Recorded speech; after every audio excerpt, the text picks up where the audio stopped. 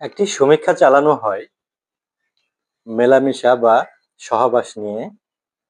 সপ্তাহের মধ্যে ৭ দিন, ৫ দিন, ৩ দিন, ২ দিন।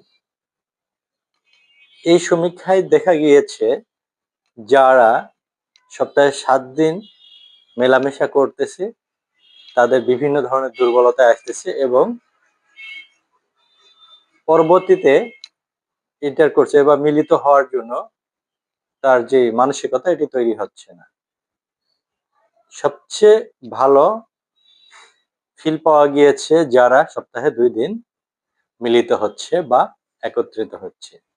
সপ্তাহে ২ দিন একত্রিত হওয়া এটিকে বিজ্ঞানও সমর্থন করতেছে এবং পরীক্ষা দ্বারা এটি প্রমাণিত হয়েছে এবং সপ্তাহে ২ দিন যদি মেলামেশা করে সেখানে বেস্ট পারফরম্যান্স